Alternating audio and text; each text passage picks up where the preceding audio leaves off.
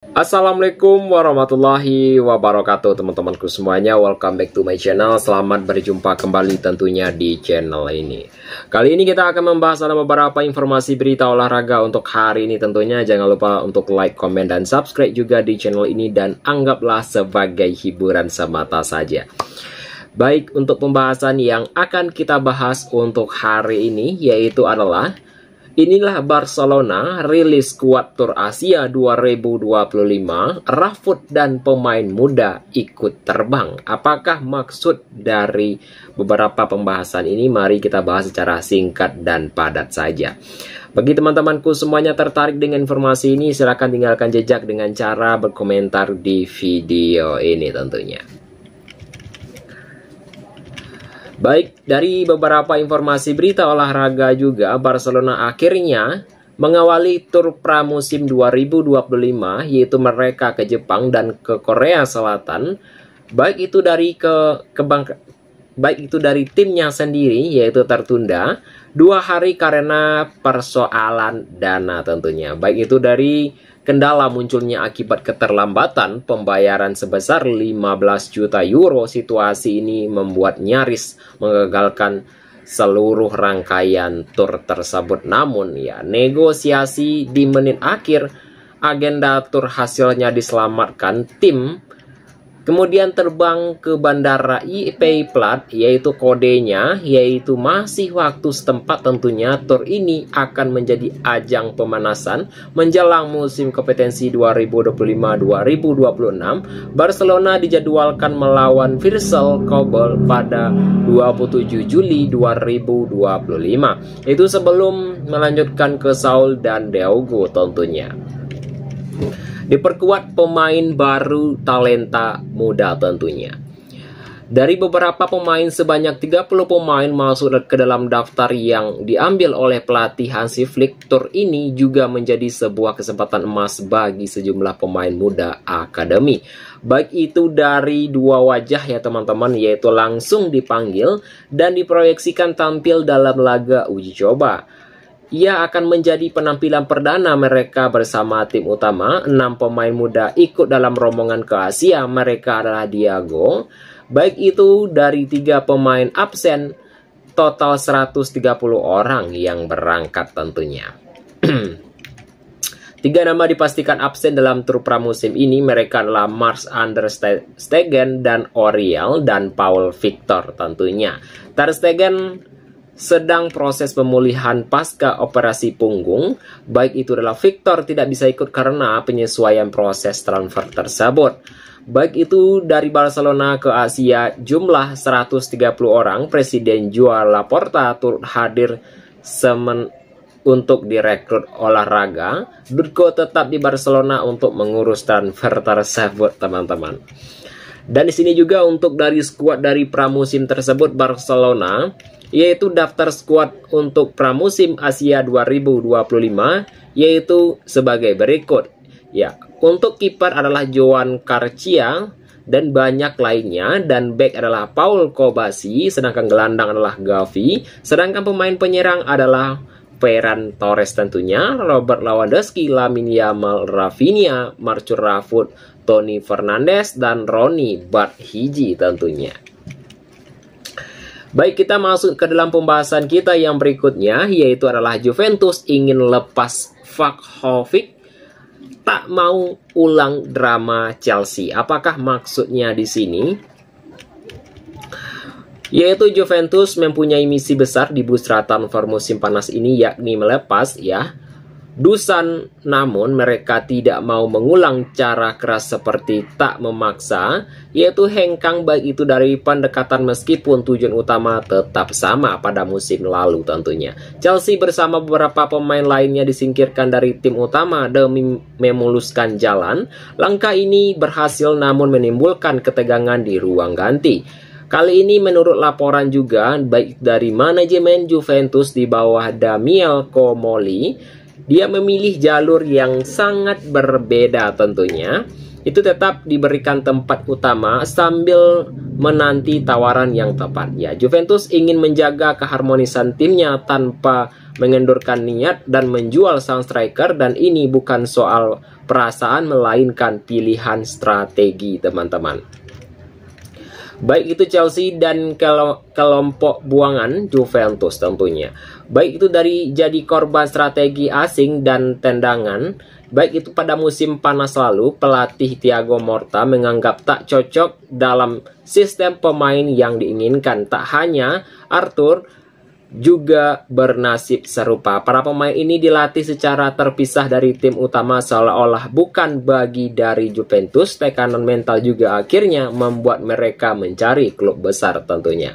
Baik itu dari Chelsea pindah ke Liverpool tapi tak mau tampil memikat di bawah Arne Slot tentunya. Dan strategi ini membuat proses dari transfer juga menimbulkan kritik, dan Juventus dianggap terlalu ingin tapi empati. Namun ya teman-teman, namun panasnya cara seperti ini tak lagi bisa dipilih utama tentunya.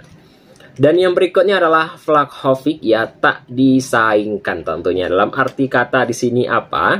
Yaitu Dusan Vlahovic ya itu tetap masuk dalam sesi latihan pramusim bersama skuad utama. Kehadirannya menunjukkan bahwa Juventus tak berniat membuangnya secara terbuka meskipun ingin menjualnya. Klub memilih tetap menghormati statusnya sebagai pemain tim utama. Baik itu dari striker Serbia itu hadir tepat waktu di hari pertama latihan tersebut.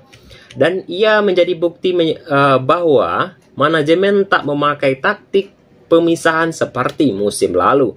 Tujuannya jelas, yaitu adalah menjaga kenyamanan timnya sambil menunggu tawaran datang tentunya.